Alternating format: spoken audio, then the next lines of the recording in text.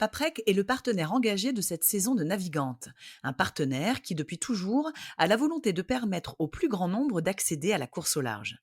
C'est pour ça que l'entreprise a lancé le défi Paprec qui permet à de nouveaux skippers de vivre une première expérience et de participer en double sur le même parcours à la première étape de la solitaire du Figaro Paprec.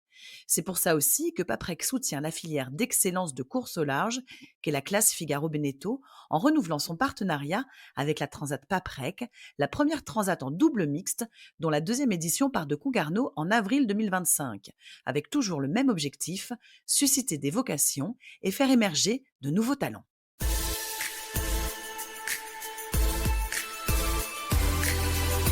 Bonjour à tous, bienvenue dans Navigante, le podcast dédié aux femmes de la course au large et de la régate, celles sous les feux des projecteurs, celles de l'ombre aussi, à ces femmes compétitrices, déterminées, qui mènent parfois 1000 vies en une.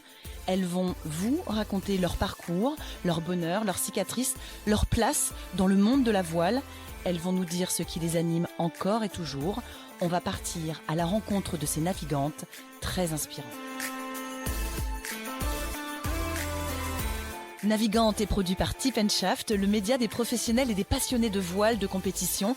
Tip & Shaft, ce sont 2 newsletters hebdomadaires en français et en anglais, des podcasts, des événements, des formations, un studio de production de contenu, ainsi qu'une plateforme de vidéos à la demande et un festival du film que vous pouvez retrouver sur tipandshaft.com. Je suis Hélène Cougoul et vous écoutez Navigante. Il faudrait avoir déserté les pontons depuis de nombreuses années pour ne jamais avoir eu la chance de la croiser, tant son nom, sa personnalité, son professionnalisme, son énergie ont su profiter à la course au large et aux marins. Elle fait partie de ces femmes qui font aussi grandir les autres, tendent la main, n'ont pas peur de tenter des choses, de les dire aussi, le tout avec un sens aigu de la diplomatie et de l'humain, le centre de tout. Depuis plus de 20 ans maintenant, elle est à la tête de l'agence Éphémère, d'abord créée à 2 avec Éric Coquerel, menée depuis en solo, depuis le départ de ce dernier vers d'autres horizons. Elle est chargée de communication pour les skippers et les grandes courses à la voile. Un métier de passion, reconnaît-elle. Les bureaux sont au cœur de Paris, mais depuis quelques années à Lorient aussi. La mer, son élément, Saint-Brieuc, sa terre natale. Comme pour beaucoup de marins, c'est le Tour de France à la voile qui fut le déclencheur de sa formidable carrière. Depuis, son enthousiasme ne faiblit pas. Si l'ennui ne semble pas faire partie de son vocabulaire, elle a aussi ce truc qui rassure. Rien n'a jamais l'air d'être un problème. À l'heure où nous enregistrons ce podcast, Nicolas Luneven, le marin dont elle est en charge de la communication sur le Vendée Globe, a bouclé son premier tour du monde en solo à la 6e place. Elle peut retrouver un semblant de vie de famille avec son compagnon et leurs 2 enfants, mais ça ne dure qu'un temps, parce que plein de projets grattent à la porte. Fabienne Morin est l'invitée de ce nouvel épisode de Navigante. Bonjour Fabienne. Bonjour Hélène. C'est bien, on a la chance d'être en vrai avec toi. Tu es venue de Paris à Lorient dans les bureaux. Et oui, écoute, je viens très régulièrement parce que comme tu l'as dit, on a des bureaux à Paris et à Lorient. L'équipe est finalement intégralement à Lorient désormais et j'ai gardé un bureau à Paris parce qu'on trouve ça intéressant pour plein de raisons que j'évoquerai peut-être. Alors, évidemment, on va en reparler. Est-ce que tu es bien remise de ton Vendée Globe là, ce qu'on en parlait là dans l'introduction? Ouais, écoute, c'est super qu'on commence par parler du Vendée Globe de Nicolas Luneven. Effectivement, oui, on est remis. C'est toujours beaucoup d'énergie, un Vendée Globe aussi à terre. On est remis, on a vécu de super émotions à l'arrivée, au départ, pendant et aussi à l'arrivée. Vraiment super course. On est très très content du résultat de Nico qu'on a fêté avec Holcim qui a complètement découvert et avec PRB qui redécouvre à chaque fois le Vendée Globe. On décortiquera ça un petit peu plus, bien sûr, mais s'occuper de la communication d'un marin sur le Vendée Globe, c'est prenant à quel point? Écoute, oui, c'est intense. C'est vrai que c'est aussi un peu une course à terre. On doit être disponible un peu tout le temps, très en lien aussi avec la cellule de veille technique. Cellule globale dont je fais partie, mais c'est vrai qu'avec mon équipe et notamment Caroline dans l'équipe, on était full time sur le pont. C'est prenant, mais encore une fois, et comme tu l'as dit, c'est super passionnant. Et qui plus est, quand tu as un marin qui navigue aux avant-postes, comme l'a fait Nico, sur une très bonne partie de la course, et quand l'histoire se finit au Sable d'Olonne, ce qui n'a pas toujours été le cas sur les projets qu'on a accompagnés ces dernières années. Donc c'était formidable ce Vendée Globe de Nico. C'était une préparation courte pour lui. Oui, c'était rapide, hein, ouais. Super courte. Donc voilà, le résultat est d'autant plus magnifique et on l'a célébré et partagé, surtout partagé avec Holcim et PRB. Donc ça y est, le téléphone rouge qui est allumé à H24, ça y est, il est définitivement éteint, il est en mode off là. Ouais, c'est vrai que dans la tête, juste le soir de l'arrivée, pouvoir éteindre ton téléphone la nuit, c'est vrai que c'est un truc, tu te libères en fait d'une forme de responsabilité, c'est sûr. Ouais, ça fait du bien. Ouais, ça fait du bien, c'est long aussi, un Vendée Globe à terre. Fabienne, si je te dis les femmes et la voile, la place des femmes dans la voile, dans ce milieu, qu'est-ce que tu me réponds à brûle pour point, même si on est bien d'accord, ça mériterait 5 heures de disserte, hein, on est Ouais, d'accord. c'est sûr. C'est un peu court ouais, d'aller en profondeur ici. Ben, écoute, moi sincèrement, depuis le début de ma carrière, j'ai toujours eu des femmes, ou en tout cas comment dire, des modèles de réussite féminin autour de moi, très rapidement, dès que j'ai commencé. Ben, comme Isabelle Autissier, parce qu'Isa était skipper de PRB dès 95, je crois, donc j'étais pas encore là. Mais quand j'ai commencé à travailler avec Eric, comme tu l'as souligné, elle faisait partie de l'environnement d'Eric. Donc je l'ai très rapidement rencontrée, connue, admirée aussi très vite. C'est toujours le cas aujourd'hui. C'est quelqu'un que j'admire beaucoup. Donc il y a eu ça. Il y a eu aussi Patricia Brochard, parce qu'à l'agence, en fait, Eric qui travaille avec Corinne Régnier-Pelletier. Et Corinne s'occupait du projet Sodebo de Thomas. Donc rapidement, j'ai rencontré en fait Patricia Brochard, qui dirige Sodebo avec ses sœurs. Donc il y avait aussi cette réussite-là entrepreneuriale, etc. Très rapidement aussi, on a travaillé sur la voile olympique. Donc avec Faustine Méret, qui a été sacrée en 2004 championne olympique. Donc en fait, tu vois, il y avait tout le temps des femmes. Je parle pas non plus d'Hélène MacArthur, qui avait donné du fil à retordre sur le premier Vendée Globe de Michel, pour lequel j'ai travaillé. C'est vrai que, du coup, pour moi, la place des femmes, elle était un peu évidente, en fait. Enfin, comment dire, c'était quelque chose, voilà, qui m'entourait, et j'ai toujours vu des femmes réussir dans ce milieu. J'ai toujours pensé que c'était quand même un milieu très, très mixte. Surtout que nous, on a quand même fait 3 Olympiades avec l'équipe de France de voile olympique. Donc, la place des femmes, pour moi, elle posait pas vraiment question. Maintenant, c'est sûr que je vois quand même une évolution. On l'a vu sur le Vendée Globe, avec des femmes qui ont fait des courses formidables, comme Justine Métro, ou l'impact que peut avoir une Violette d'Orange aujourd'hui, et dont on célèbre aussi la réussite et le partage. Mais c'est sûr que pour moi, franchement, il y a toujours eu des femmes dans la voile, en fait, et je pense profondément qu'on a la chance d'avoir un sport, voilà, avec une même ligne de départ pour les hommes et pour les femmes. Et voilà, il y en a, je crois, il y a une autre épreuve, je crois, en équitation, mais c'est tout. Ça n'existe nulle part ailleurs, et c'est une énorme force, je crois, de notre sport. Comment est-ce que ça commence ton histoire d'amour avec la mer et éventuellement la voile ? Eh ben, écoute, moi, j'ai fait un stage, en fait, sur le Tour de France à la voile en maîtrise. Tour de France à la voile qui était à l'époque dirigé par Manfred Ramspacher. Et j'ai rencontré encore une femme d'ailleurs que tu connais, qui a fait une brillante carrière après, notamment chez Groupama, qui était Sophie Roy, qui dirigeait la communication du Tour de France à la voile, et qui m'a apprise en fait en tant que stagiaire. Et j'ai découvert la voile comme ça. Voilà. Pas forcément avant, en fait. Non, pas vraiment. Dans ton enfance. Tu l'as souligné, je viens de Saint-Brieuc, d'une côte où on naviguait Yann Eliès, Thomas Coville, Anthony Marchand, mais c'était pas des gens que je croisais, que j'ai fréquenté quand on était plus jeune à Saint-Brieuc.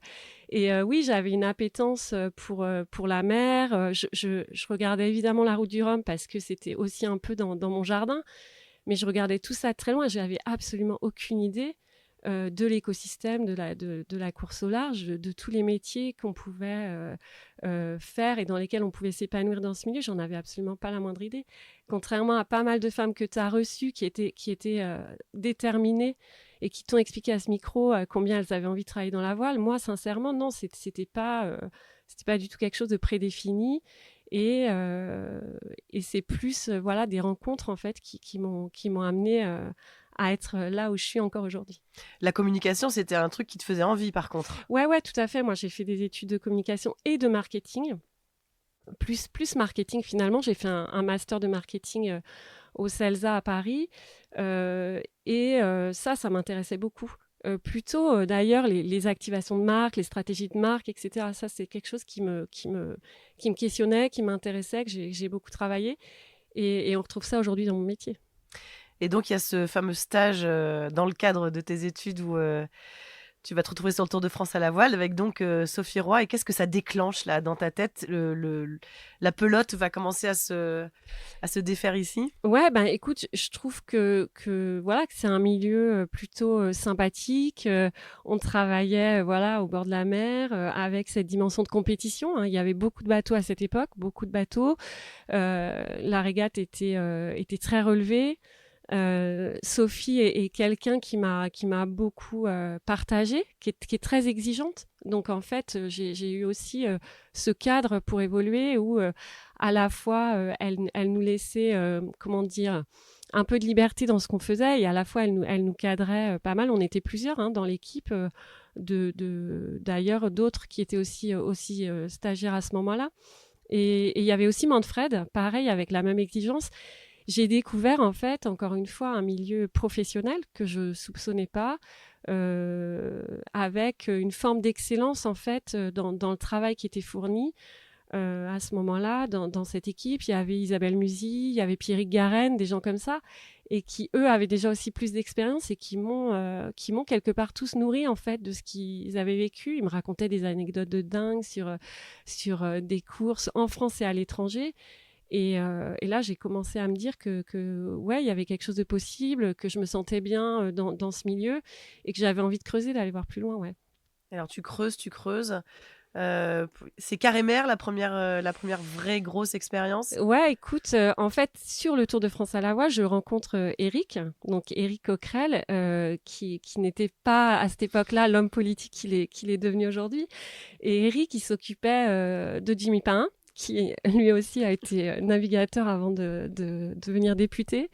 Il s'occupait du projet de Jimmy, Région Île-de-France, projet phare du Tour de France à la voile. Et en fait, je rencontre Éric cette année-là. Et très rapidement, Éric me dit bah tiens, si tu veux venir travailler avec moi, etc. Et je passais le concours du CELSA. Et je lui ai dit, écoute, on va voir si j'ai ce concours. Ben non, je vais pas venir parce que j'ai envie de faire ce concours et ce master en marketing. Et si je l'ai pas, on verra. Bon, j'ai eu le concours, je suis allée faire mon master et Éric m'attendait toujours. Mmh. Et donc, j'ai effectivement débuté chez Carré-Mer avec Éric et avec Corinne Régnier-Péritier. Mmh. Qui tout autant, tu vois, c'est marrant parce que en fait, avant de venir ici, j'avais pas imaginé ce parcours qui était finalement avec pas mal de repères féminins. Je l'avais jamais vraiment notifié.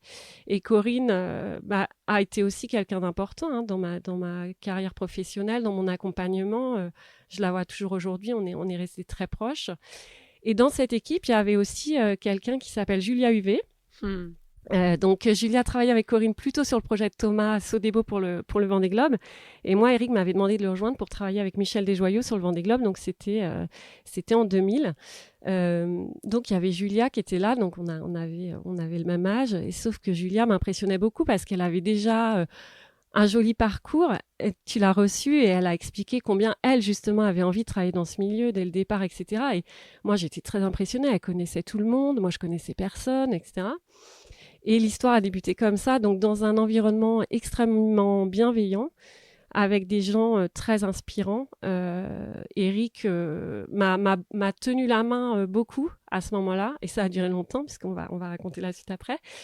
Mais je me sentais bien, je me sentais accompagnée, je me sentais déjà en équipe, ce qui est important pour moi. Je j'aime pas du tout travailler seule, donc j'étais déjà dans cette équipe. Et puis, je venais donc pour travailler avec un marin aux cheveux frisés, avec une grande tignasse que je connaissais absolument pas. À ce moment-là, Michel était quand même moins connu qu'aujourd'hui. Mais cela étant, je le connaissais pas. Il n'avait pas encore gagné 2 fois le Vendée Globe. Non. Il s'apprêtait il était au pied de cette magnifique carrière qu'il a faite après, mais Je le connaissais pas vraiment. Et en fait, Eric m'a dit, voilà, tu prends un train, tu vas au Sable d'Olonne. C'était vraiment, on était au tout début du village du Vendée Globe. Tu cherches un bateau avec marqué PRB dessus. Ça s'est vraiment passé comme ça. Et tu dis au gars avec la tignasse brune que tu es Fabienne et voilà. Et c'est exactement ce qui s'est passé. Je suis arrivée sur le ponton et il y avait ce bateau PRB. Et il y avait donc ce marin qui s'apprêtait à aller faire son tour du monde, mais pas que ce marin. Il y avait aussi autour de lui des gens dans son équipe avec, je l'ai senti tout de suite, un gros charisme. Et je pense à Vincent Rioux qui était déjà là. Je pense à Jean-Philippe Saliou, qui était aussi un des bras droits de Michel. Et qui étaient des gens vraiment assez impressionnants qui m'ont accueilli les premières minutes, je dirais pas froidement, mais enfin bon voilà, c'était pas non plus très très chaleureux.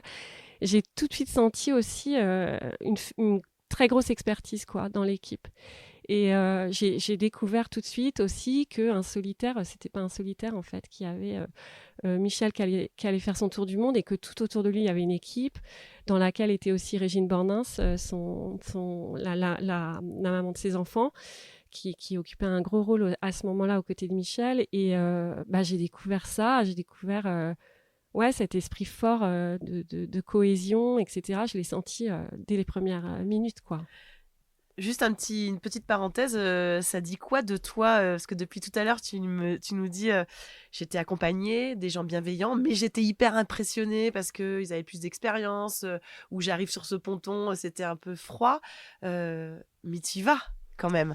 Ça dit quoi de toi et tu te dis à ce moment-là, début de la petite vingtaine en âge, voilà, il faut être comment, je dois être comment Moi, je crois que je suis quelqu'un d'assez spontané. Donc, en fait, je me pose pas vraiment de questions. J'ai envie de vivre le moment, voilà, comme ça. J'ai certainement quand même une forme de confiance en moi pour le faire, mais j'ai aussi suffisamment de doutes pour rester à ma place. Et surtout, je me dis que voilà, si je suis là, les gens vont forcément être bienveillants, etc. Et c'est exactement ce qui s'est passé. Et Michel le premier, en fait, j'arrive sur ce ponton. Il y a donc vraiment, je revois encore l'image. Il y a tous ces gens sur le bateau et ils allaient tester un spi. C'était vraiment quelques jours avant le départ. Et Michel m'a dit monte à bord. Et je suis montée à bord de son 60 pieds. Voilà, on est allé tester un spi.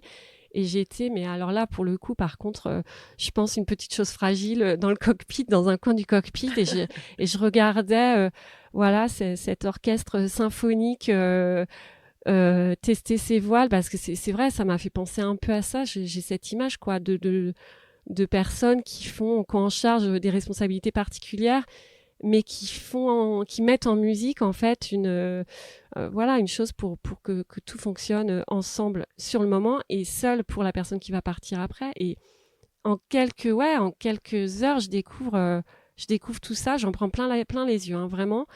Mich me teste un peu, il me fait des petites blagues, un peu comme il sait faire. Voilà, et tu sais pas trop sur quel pied danser, mais je réponds quand même. Et là, il s'est dit, bon, ça va, elle tient la route, je pense que... Elle a du répondant. Ouais, on en a reparlé après, c'était un peu ça, je crois. Et là, je me rendais pas compte non plus que j'étais au début d'une longue carrière, d'une très belle relation avec Mich qui a duré des années, qui dure encore aujourd'hui. Et voilà, donc c'est vrai que c'est quand même assez beau ces souvenirs et c'est ce que je souhaite à tout le monde. Tu vois, aujourd'hui, j'ai des enfants et ce que je leur dis, c'est choisissez votre vie, choisissez ce que vous avez envie de faire. Et là, moi, j'avais l'impression aussi de choisir que rien ne m'était imposé, en fait. Ça commence fort quand même, cette histoire, parce que voilà, tu vas te retrouver quand même à t'occuper de celui qui va aller le gagner, le Vendée Globe. Ouais, ça commence super fort et heureusement d'ailleurs Eric était là aussi parce que lui il avait une grosse expertise de tout ça. Il est très très passionné par la voile. Il avait aussi une relation de confiance extrême avec Michel et d'ailleurs Michel a souligné à plusieurs reprises le rôle d'Eric dans sa victoire, qu'il avait été important avant pour l'accompagner dans tout ça et pendant un certain moment. Et donc moi j'étais dans cet environnement. Je prenais pas vraiment la mesure de ce qu'était un Vendée Globe, de tout ça. Je me rendais pas compte, quoi, comme un enfant qui découvre un peu que ça allait durer si longtemps, que le gars allait vraiment être tout seul, faire le tour de l'Antarctique seul, etc. J'ai un peu découvert les choses au fur et à mesure. Et oui, ben, ça a été une découverte incroyable jusqu'à la victoire. Et oui, c'est des moments, des souvenirs incroyables. Et en plus, tout ça dans le cadre d'une relation aussi qui s'est construite et qui est devenue aussi particulière avec PRB, avec la famille Laurent. Avec Jean-Jacques Laurent, avec son père qui était là, Jacques, avec ses filles qui étaient petites à l'époque. Mais c'est vrai que PRB, on accompagne toujours PRB aujourd'hui. Donc c'est des choses... Enfin, je pense que dans une carrière professionnelle, des moments comme ça, des relations aussi fortes, des émotions aussi fortes, je suis pas sûre que beaucoup de gens les vivent. On a vraiment cette chance, quoi. Qu'est-ce que tu apprends de ton travail à ce moment-là ? Bah, j'apprends tout. J'apprends tout parce qu'en fait, et ça, je le répète, je le répète. En tout cas, j'essaye de le partager avec mon équipe, quoi. C'est une formation très, très accélérée. En fait, je découvre que déjà, le marin t'appelle, tu as des contacts avec lui, que tu dois raconter sa course. Eric étant quand même aussi, en plus, une plume exceptionnelle, je suis bercée aussi par ce que raconte Eric, par ce que raconte Michel. Et Michel, dès le début, tout comme Eric d'ailleurs, me considère vraiment comme leur ego quasiment. Donc il n'y a pas de différence. Michel, quand il l'appelait au bureau à l'époque, il parlait à Eric ou il me parlait à moi. C'était pareil. Donc certainement que je ne lui apportais pas les mêmes choses qu'Eric, mais par contre, j'avais pas du tout un sentiment de différenciation, etc. Donc, tout ça te fait grandir. Et puis, évidemment, la victoire, c'est un tsunami à gérer, en fait. Et encore une fois, j'avais pas pu imaginer avant ce que ça allait être. Quel souvenir, justement, tu as de ce tsunami ? Alors, on est en 2001, donc évidemment, on n'est pas avec les mêmes moyens de communication qu'aujourd'hui. Mais quel souvenir tu as de ce tsunami-là, avec toi, ton expérience du moment ? J'ai le souvenir qu'Eric essayait de me préparer à ce que ça allait être. D'autant que vous vous souvenez, il y avait eu cette bagarre très serrée avec Hélène MacArthur. Donc ça aussi, encore une femme dans cet environnement, une femme vraiment très impressionnante, très jeune, très impressionnante. Donc en fait, il y avait une émulation au sein du grand public et puis des médias aussi autour de cette victoire de Michel, autour de cette bagarre avec Hélène. Et puis une émulation de dingue du côté de PRB parce que c'était une fête phénoménale à préparer, une énergie incroyable au sein de PRB depuis la famille Laurent qui dirigeait l'entreprise à ce moment-là jusqu'à tous les salariés, quoi. C'était je sentais qu'il allait se passer un truc incroyable. On m'y a préparé petit à petit. On a travaillé en amont avec l'organisation, etc. Et sur le moment, c'était encore plus que ce que je pouvais imaginer. Et j'ai plein d'anecdotes de ce moment-là. Le passage de ligne, je revois la silhouette de Michel dans la voile avec l'éclairage de l'hélico, le direct sur TF1. Moi, j'étais embarquée avec May Desjoyaux, encore une femme. Je fais pas exprès, je le découvre en même temps que je te parle. Mais Desjoyaux, donc la maman de Michel, qui est, j'allais dire, une femme puissante dans le sens où c'est une résistante. Avec son mari, ils ont été résistants. Ils ont imaginé développer ce qui est aujourd'hui Port-la-Forêt, ce qui a été Port-la-Forêt comme un très haut lieu de la course au large, et ça l'est encore aujourd'hui, etc. Donc c'est des gens pour lesquels j'étais admirative, encore une fois, j'utilise les mêmes mots, mais c'était le cas. Et j'accompagnais May sur l'eau, qui avait le mal de mer, qui était très stressée que son fils voit la ligne dans la nuit noire. Et en fait, elle ne pouvait pas regarder parce qu'elle n'était pas bien sur le bateau. Elle me disait, Fabienne, dites-moi combien de mètres il reste encore. Et moi, je disais, 10 mètres, 8 mètres, 6 mètres, mais etc. Enfin bref. Et je lui dis, voilà, ça y est, il a franchi la ligne. Et c'était une émotion incroyable. Je me souviens très, très bien de ce moment. C'était hyper émouvant de la voir vibrer d'une manière, c'est quelqu'un d'assez discret, d'assez réservé, mais je sentais ce que ça lui faisait à l'intérieur. C'est des très beaux souvenirs. Moi, j'ai les larmes aux yeux rien que de t'écouter. C'est émouvant.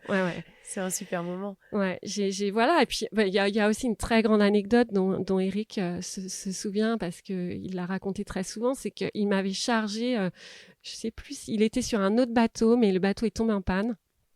Et c'est un bateau à moteur.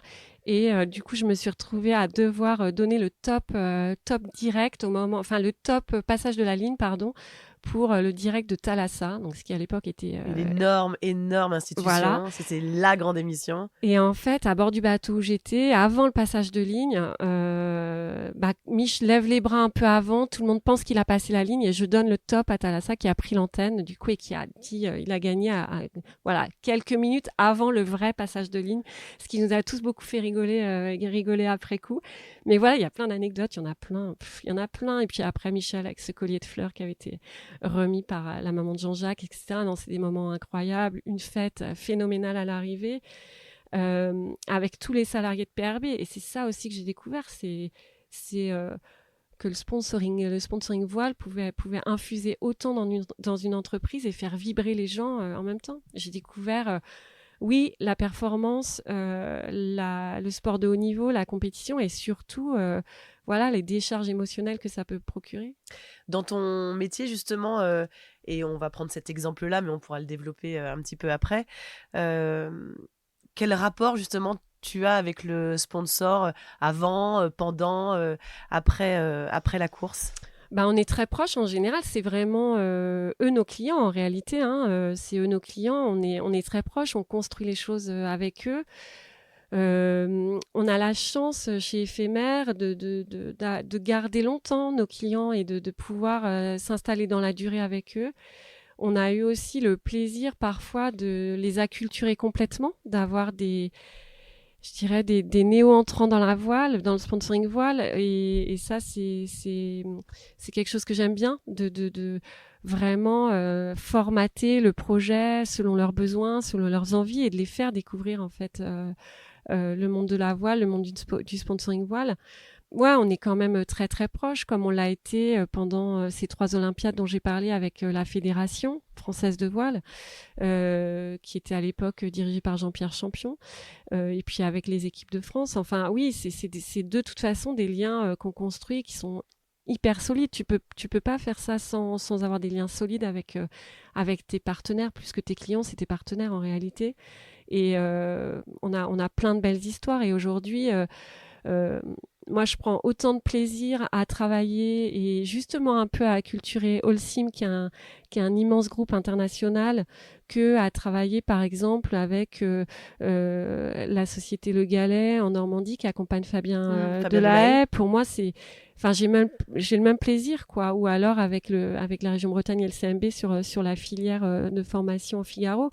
Ouais, j'ai vraiment un plaisir infini. Et quand je dis je, c'est avec mon équipe. Encore une fois, peut-être effectivement que ça dit quelque chose de moi, le fait de souligner les gens qui ont jalonné mon parcours. Et ben, il y a aussi tous les gens qui ont travaillé avec moi chez Éphémère pendant plus de 20 ans. Et mon équipe aujourd'hui, voilà, sans eux, rien de tout ça n'aurait été possible. Donc c'est que du travail en fait constamment d'interaction avec les autres et c'est ça qui est stimulant. Tu parles d'Éphémère, on va quand même parler de l'origine de cette agence qui est montée à 2, donc après ce Vendée Globe de Michel. Il faut quoi comme degré de confiance? Comment Eric te l'a proposé? Est-ce que c'est lui qui te l'a proposé? Est-ce que c'est une décision qui est venue au cours d'un repas? Comment c'est venu l'idée de la créer, cette agence-là? Non, oui, c'est Eric qui me l'a proposé très rapidement. En fait, certainement que toi aussi, tu as connu ça, des gens avec qui ça fit immédiatement, avec qui c'est complètement naturel. Et c'était comme ça avec Eric, en fait. C'est quelqu'un qui est de la même manière que j'ai défini certaines personnes avant, extrêmement exigeant avec lui-même, assez exigeant avec les autres. Très très passionné, il était très passionné par ce qu'il faisait et en fait tout ça, moi j'adhérais complètement à cette manière de faire. Donc il m'a dit voilà, en fait moi j'aimerais qu'on monte une agence ensemble et qu'on soit voilà nous deux à la direction de cette agence et j'ai dit oui. Enfin voilà, je sais même pas s'il y a eu une forme de demande un peu officielle. Je crois que voilà, ça s'est fait comme ça autour d'un thé ou d'un café et c'était une évidence, c'était comme une évidence. Ouais. T'as quel âge à l'époque? 26 ans, ouais. Et ça donne le vertige un peu? Pas du tout. mais pas du tout. Alors, ou alors ma mémoire a effacé ces moments de doute ou quoi, mais je crois pas du tout avoir eu de doute.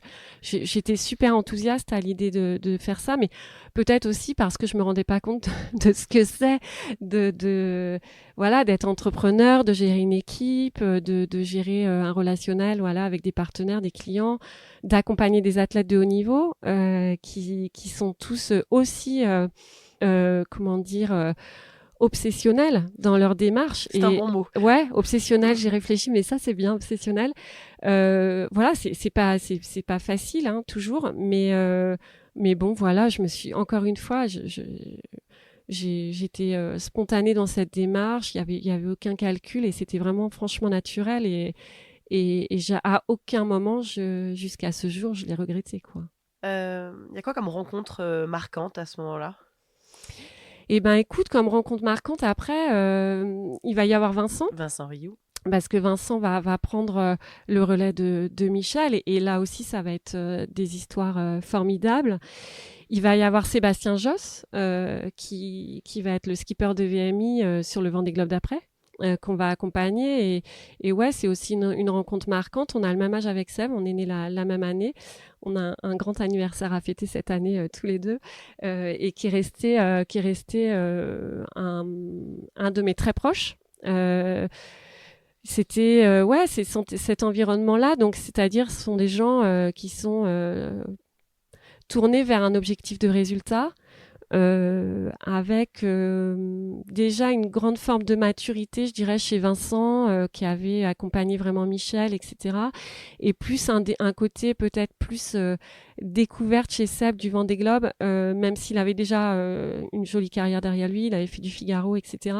Mais un côté peut-être plus chien fou, à l'époque on était jeunes, et probablement aussi assez spontané. Donc ouais, ça c'est des très belles rencontres et on est déjà sur cette période aussi tournée vers l'olympisme. Donc on a fait les Olympiades d'Athènes, Pékin et Londres.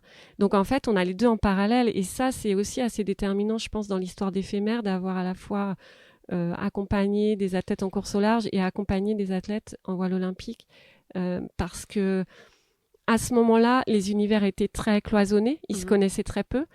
Et nous, on avait voilà les deux façons de faire, les deux univers aussi. Ouais, les deux univers, les ambitions différentes. L'olympisme, ça m'a passionnée tout autant que la course au large. Et pourquoi ça m'a passionnée? Parce que j'ai découvert un autre mode de fonctionnement, le rôle d'un coach, la dimension de fierté de porter ton drapeau. Finalement, tu as très peu en course au large. Et puis, j'ai eu la chance de vivre des Jeux Olympiques au sein d'une équipe. Et c'est quelque chose, c'est pareil. J'en garde des souvenirs incroyables. Ce sera un peu plus tard, mais les Jeux de Londres, ça a été quelque chose aussi de très fort dans ma carrière et qui m'a marqué d'une manière très différente. Plutôt même dans la manière dont une équipe est capable de gérer la difficulté, puisqu'à Londres, Philippe Gouard, le DTN, avait annoncé, je crois, 6 médailles ou quelque chose comme ça, et que c'est pas ce qui s'est passé en réalité, mais ouais, on est déjà dans cette époque où on fait voile olympique et course au large, et c'est passionnant, c'est passionnant. Qu'est-ce qu'il faut comme adaptabilité dans ton travail justement pour alors gérer deux pans de la voile assez différents, même s'il y a des similitudes, tu l'as dit, et puis des personnes aussi qui sont différentes, qui ont une façon différente de fonctionner. Est-ce que tu t'adaptes à eux? Est-ce que tu es comme tu es et ça marche ou pas avec les gens? Bah oui, je crois que je suis toujours restée ce que je suis. J'arrive pas à faire autrement, même au quotidien avec mon équipe et tout. Je crois pas être à certains moments une autre personne. Je pense que ce qui est important, c'est, je crois, de t'intéresser à l'autre, de t'intéresser à ce que l'autre est en train de mettre en place pour réaliser ce qu'on peut appeler un exploit, parce qu'à chaque fois, c'est quoi qu'il en soit un exploit. C'est d'être capable d'une grande curiosité aussi. Je pense que Michel, Vincent ont toujours répondu à mes questions. J'ai jamais hésité à poser des questions. mais 1000 fois, on a fini des repas avec Michel griffonnant sur la nappe en papier, m'expliquant comment fonctionnait, je sais pas quoi, un alternateur, me dessinant les différentes voiles, etc. Et j'ai fait pareil, je pense, en voile olympique.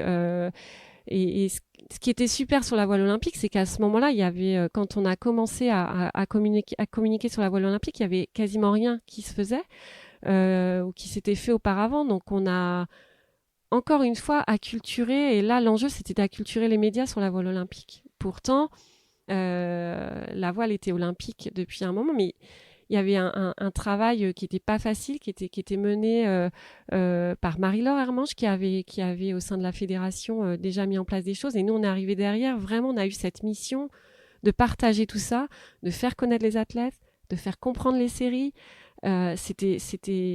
Aujourd'hui, ça paraît plus évident. À l'époque, vraiment, ça l'était pas. Et c'était... c'était des gros objectifs, c'était ambitieux et ça nous portait tous les jours et on a pris énormément de plaisir aussi à comment activer tout ce pan de communication autour de la voile olympique.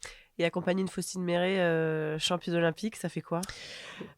Encore une fois, voilà, c'est des gens qui mettent en œuvre des schémas vers la réussite de manière collective.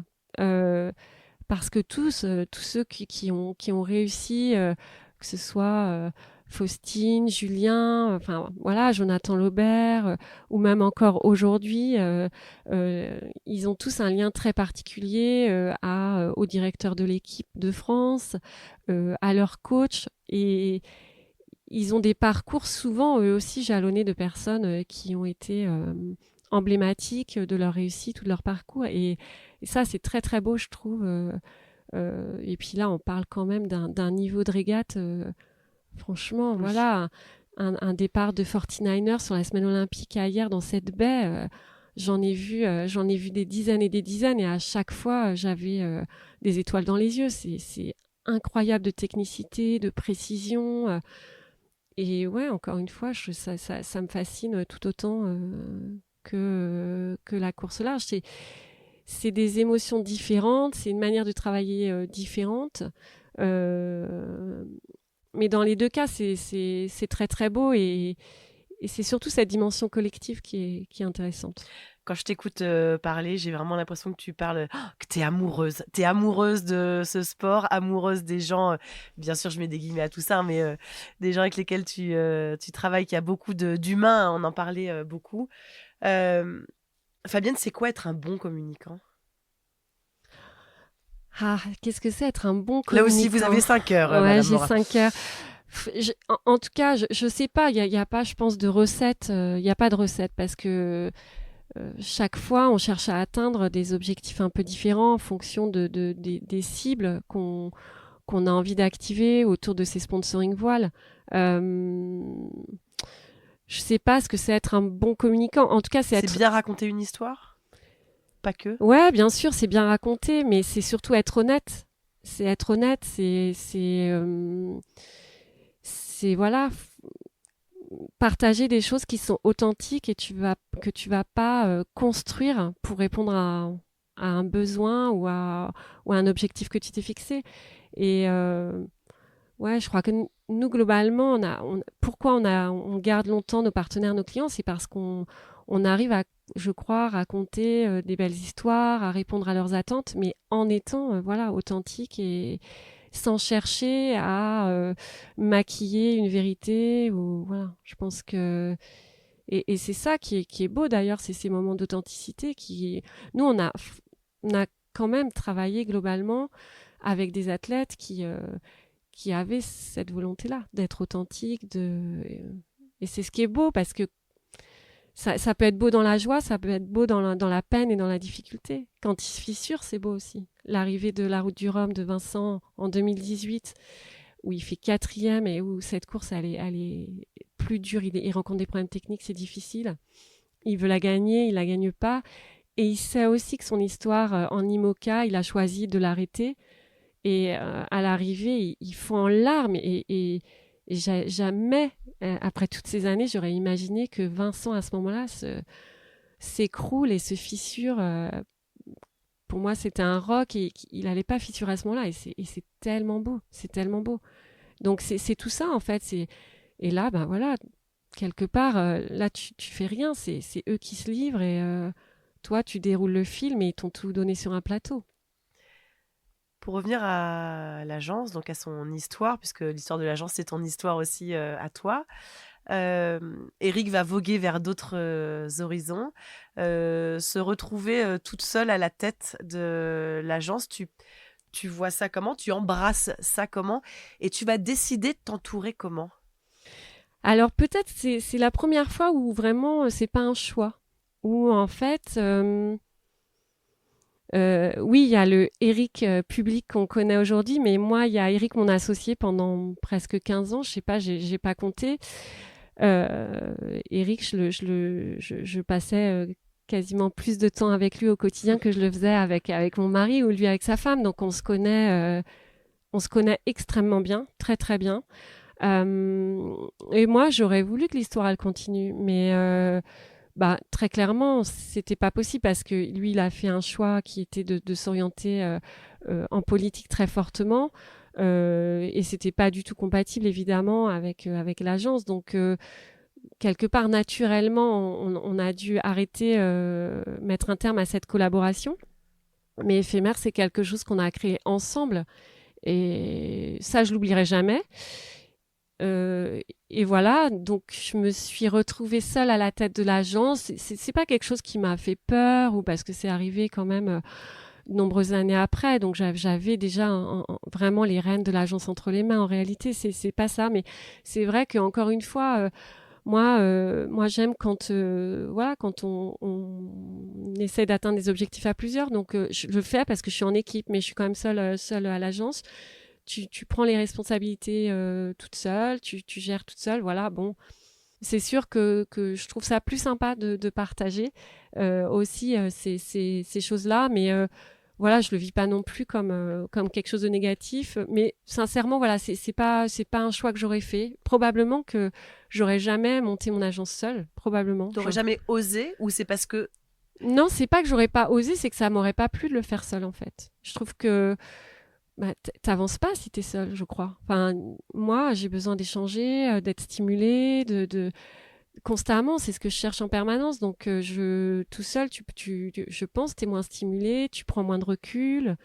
Moi, j'adore partager quand il y a des décisions à prendre et je suis assez transparente, je crois, avec mon équipe. Peut-être trop des fois parce que du coup, si je suis un peu stressée, et là, je vais faire rire Alexis, Caro et Rel, mais des fois, je leur redescends un peu trop mon stress. Ça m'arrive de temps en temps d'être un peu stressée. Alors ça, tu m'étonnes. Mais bon. Écoute, tu peux leur demander leur avis. Non, mais voilà, ça m'arrive de temps en temps. Mais moi, franchement, c'est ça qui me stimule, c'est d'échanger. Alors, c'est soit avec mon équipe, soit avec nos partenaires, soit voilà, avec des gens extérieurs que je peux rencontrer, qui évoluent dans d'autres domaines. C'est aussi très inspirant d'aller voir ce qui se fait ailleurs, voilà, d'écouter. C'est pour ça que nous, on a aussi la volonté de garder un pied à Paris. L'idée, c'est pas complètement de s'enfermer dans un écosystème qui est relativement petit, en fait. Le monde de la course au large est quand même pas très grand. On a besoin d'être connecté à autre chose pour mieux réfléchir aussi et apporter de la fraîcheur, de la créativité, parce que c'est aussi ce qu'on nous demande sur nos champs d'action. Donc ouais, voilà, non, tout seul, j'aurais certainement pas mené cette aventure, non. Tu l'as choisi comment, ton équipe? Eh ben, je l'ai choisi pas tellement sur les CV, mais plus voilà, sur les gens qui s'assoient en face de moi et qui me disent qu'ils ont envie de venir rejoindre Éphémère. Et j'ai une chance infinie parce que j'ai eu à l'agence tout le temps des très belles personnalités, des gens qui... En tout cas, je cherche pas à intégrer des gens qui sont fans de voile et qui connaissent la voile par cœur. Ça m'intéresse assez peu, en fait. Ce que je cherche, c'est plutôt justement des gens qui ont un esprit ouvert, qui ont envie de découvrir et qui sont capables de m'apporter des connaissances d'ailleurs, en fait. Donc, ouais, un super technicien ou connaisseur de la voile va moins m'intéresser que quelqu'un qui a un parcours peut-être un peu plus chaotique, mais qui a fait plein de choses. Moi, j'adore les parcours pluriels et Et c'est souvent quand même des gens voilà, qui n'étaient pas forcément destinés à travailler dans la voile qui m'ont rejoint. Quoi. Ouais, j'adore cette diversité, j'adore... voilà. Après, j'aime bien qu'on soit mixte aussi à l'agence dans le sens garçon-fille. C'est moins facile parce que voilà, dans la communication, il y a quand même plus de candidatures féminines. Mais j'arrive à avoir des garçons. Mathieu Honoré a été très longtemps chez nous. Aujourd'hui, il y a Alexis. Voilà. Mais ouais, sincèrement, j'aurais tous envie de les citer. Sophie Barbier, Marie Fraleux, Pauline Belalin. Enfin, tous ces gens-là qui ont travaillé au quotidien à l'agence m'ont apporté autant que je leur ai apporté, je pense. Et c'est ça qui est super dans cette dimension entrepreneuriale. C'est ça qui est intéressant. Tu disais, je rebondis là-dessus, Fabienne, excuse-moi, parce que tu disais, je peux être stressée parfois. Alors moi, de ce que je connais de toi, on se connaît quand même depuis un bon petit paquet d'années.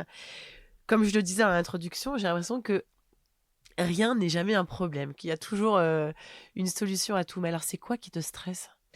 Non, mais tu as raison, rien n'est jamais un problème parce que de toute façon, on est très souvent dans l'imprévu, dans des choses... Alors, ouais, quand même, on planifie évidemment plein de choses, mais il y a aussi beaucoup d'imprévus. Et donc, il faut réagir très vite, il faut être capable de mettre en œuvre des solutions, etc. Donc, je pense que de te charger émotionnellement d'une émotion négative dans ces moments-là, en tout cas pour moi, c'est pas efficace.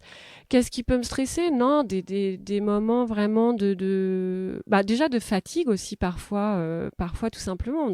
On donne beaucoup, je demande beaucoup aussi à mes équipes. C'est pas toujours évident d'arriver avec l'énergie et la fraîcheur le matin après, par exemple, 2 mois de Vendée Globe, etc. Donc dans ces moments-là, tu peux être peut-être plus sensible.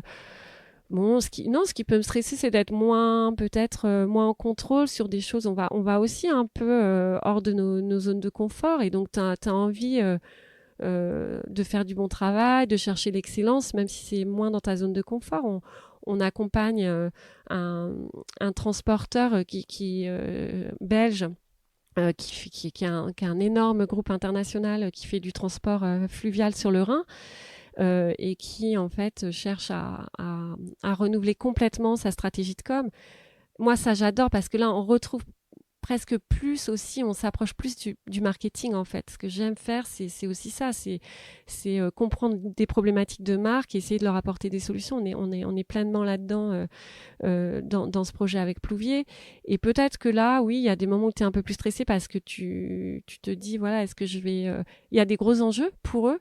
Et voilà, tu as envie juste d'être à la hauteur. Donc je dirais c'est plutôt du bon stress. C'est du stress qui va t'amener à pousser un peu plus la réflexion et à te remettre un peu plus en question, etc. Même si, de toute façon, la remise en question, elle est fréquente. Elle est fréquente. Nécessaire ? Ah ben oui, c'est nécessaire. Ouais, te remettre en question. Enfin, moi, je sais pas du tout fonctionner autrement. Donc oui, c'est nécessaire, mais c'est positif, ouais. Dans ton expérience, est-ce que...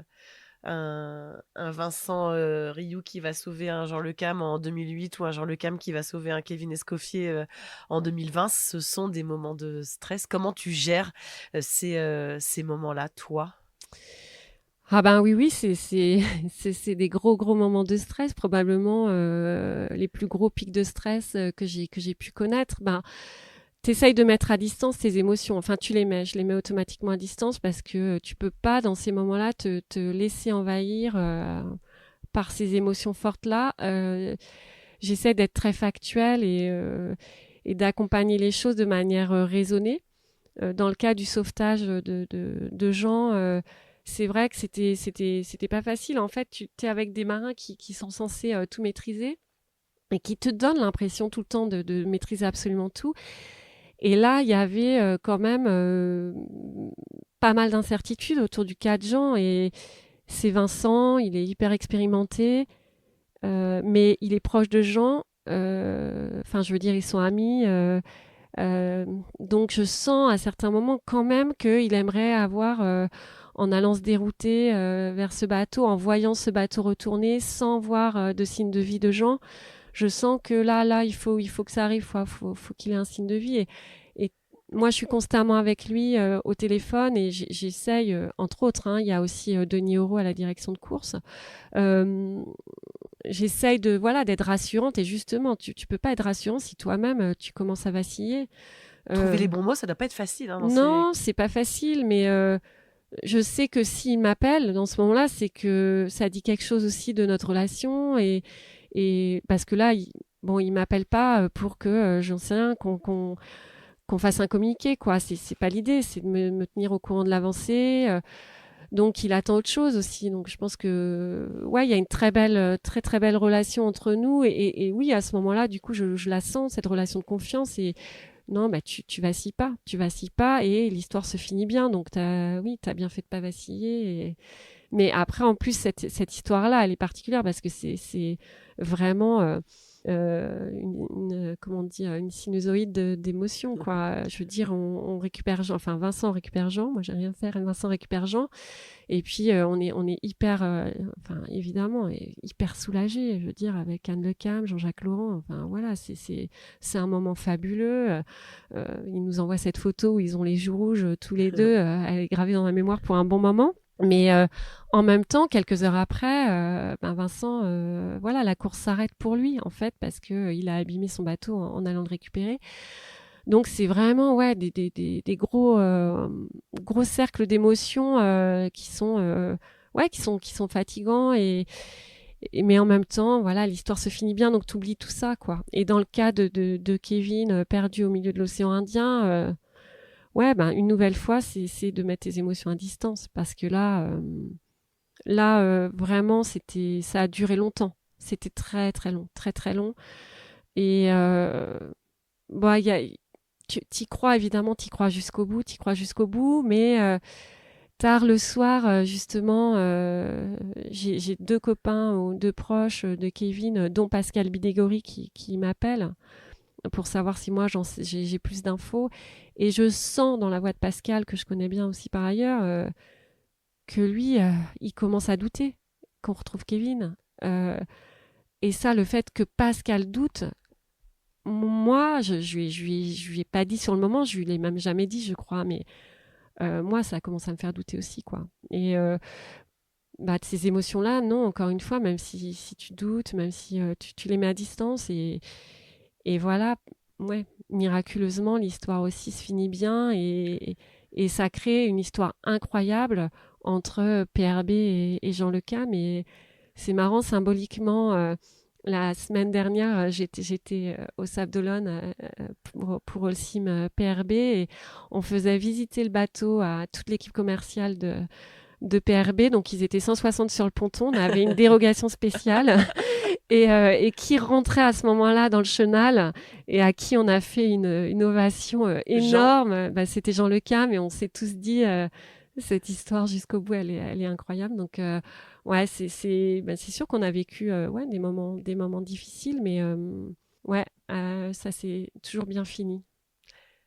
Où est-ce qu'on trouve la place pour avoir une vie de famille et 2 enfants au milieu de tout ça? Écoute, On la trouve ouais, visiblement. on la trouve, ouais, on la trouve sans problème, on la trouve sans problème. De toute façon, je pense que j'espère qu'ils sont contents d'avoir une maman qui s'épanouit dans son travail.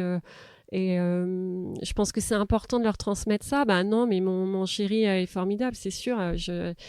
Lui aussi, il a un boulot qui le passionne. Et il m'a fait beaucoup de place pour que je puisse vivre pleinement ce que je vis, monter éphémère, voilà, être parfois parti longtemps, etc. Et lui aussi, il a pu se réaliser dans son travail. Donc ça, je pense que pour nous deux, c'est important. C'est aussi ce qu'on a envie de transmettre aux enfants. Écoute, je pense pas qu'ils nous reprochent un jour ça, mais on a été bien entourés. Mes parents, mes beaux-parents nous ont aussi aidés quand les enfants étaient petits. Aujourd'hui, ils sont plus grands, donc c'est plus un sujet. Mais non, je crois surtout que ni pour Olivier ni pour moi, l'arrivée des enfants devait quelque part impacter, je pense, nos vies professionnelles parce on aime ce qu'on fait vraiment fondamentalement. Donc l'idée, c'était évidemment de construire une famille et évidemment de continuer à s'épanouir. Et oui, c'est possible. Il y a quoi encore comme envie, comme rêve? Bah écoute, il y en a plein, et puis il y a plein de choses qui arrivent comme ça, tu les vois pas arriver et c'est super. Je pense que l'arrivée d'Holcim sur le projet PRB est une super opportunité d'avoir une vision plus internationale du projet, de travailler voilà avec différentes cultures chez Holcim. Moi, j'avais eu la chance d'expérimenter ça un peu sur une Volvo Ocean Race où j'avais été PR manager pour la France il y a quelques années. Enfin, avec éphémère, hein, mais c'était particulièrement moi en charge de ça. Et j'avais adoré cette approche, voilà, de culturelle, travailler avec des gens d'horizons différents, avec une expertise, une connaissance différente de la tienne Et une culture et une différente. culture différente surtout. Et là, c'est exactement ce qui se passe avec Holcim. Mais ça, c'est, je trouve, super enthousiasmant. J'adore ça, vraiment, j'adore ça. Et moi, j'aimerais bien qu'on développe des projets à l'international. C'est aussi ce qu'on fait avec Plouvier, dont je parlais tout à l'heure. Ça, c'est vraiment intéressant parce que justement, ça te fait vraiment sortir de ta zone de confort, ça t'oblige à aller mettre en œuvre d'autres schémas de réflexion, d'autres activations, et ça, c'est passionnant. Ouais.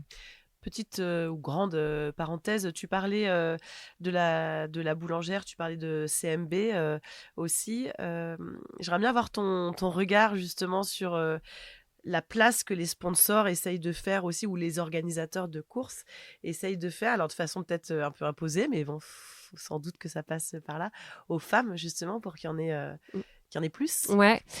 Bah écoute, oui, dans le cas, c'est intéressant de parler de la boulangère parce que sur la boulangère, il y a une vraie stratégie de sponsoring qui est tournée vers les femmes, vers l'idée en fait comment dire, de déculpabiliser les femmes, de prendre du temps pour elles, pour aller faire notamment des activités sportives et en accompagnant des sportifs de haut niveau dans le hand, dans le basket et Amélie jusqu'à il y a pas très longtemps dans la voile. Amélie Grassi, pardon, oui, c'était de porter ce message et c'est vrai que la stratégie de la boulangère, elle est fondamentalement tournée vers les femmes et ça correspond à une stratégie plus globale d'entreprise en fait. Hein, et c'est une marque qui s'adresse aux femmes, voilà.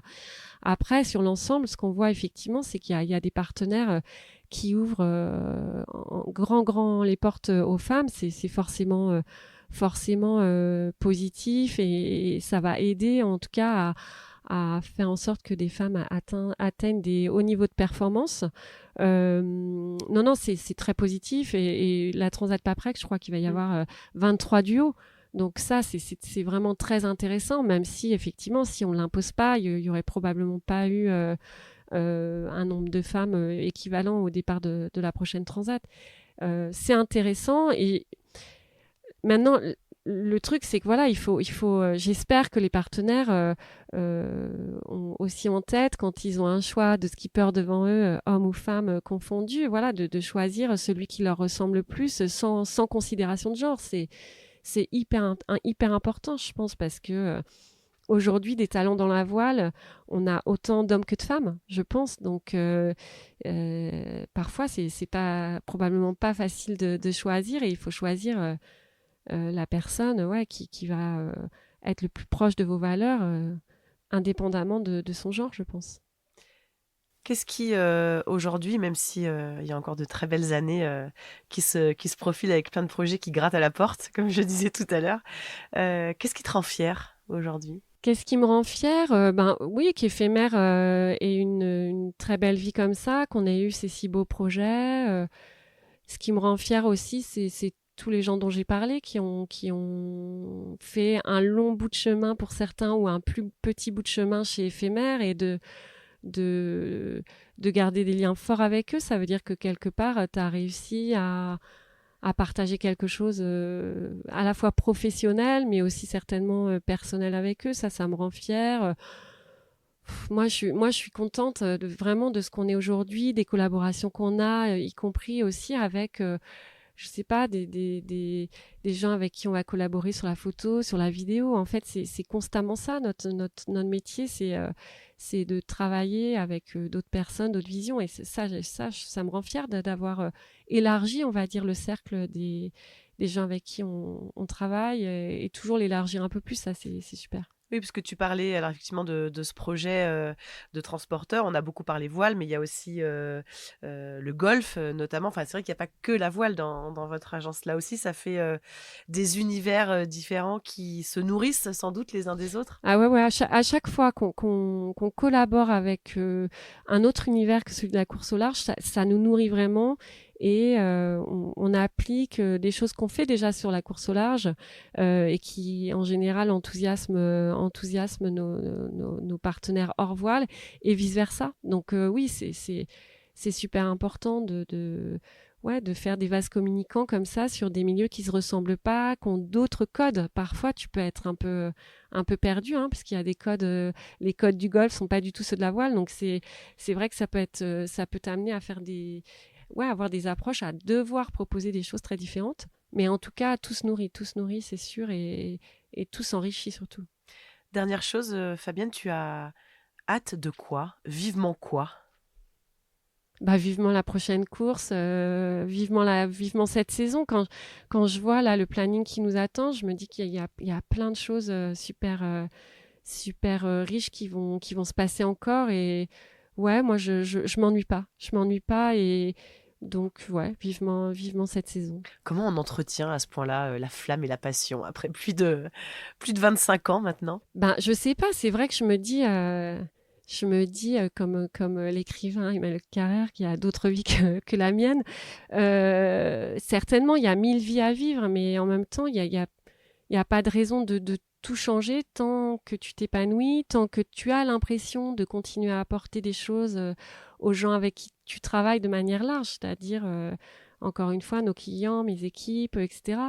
Je pense que c'est ça voilà, si tu as toujours cette petite flamme, il n'y a aucune raison de changer.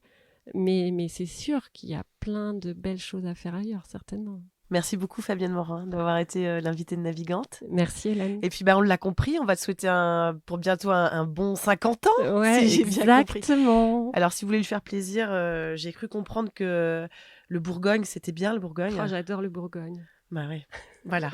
Et on va attendre ça. C'est quand la date? 27 septembre. 27 septembre. Bon, notez bien ça sur vos tablettes. Hein, tu me forces à organiser une grande fête. On voulait faire une fête éphémère, ça y est, c'est je crois que c'est lancé, 27 septembre. Merci beaucoup Fabienne. Merci Hélène. Merci d'avoir écouté cet épisode de Navigante, produit par Tip & Shaft. N'hésitez pas à nous dire ce que vous en avez pensé, n'hésitez pas non plus à le partager. Et si vous souhaitez suivre l'actu de la voile de compétition, abonnez-vous à la newsletter de Tip & Shaft. C'est gratuit, elle est envoyée chaque vendredi à 17h. Et pour vous inscrire, ça se passe sur tipandshaft.com. À bientôt.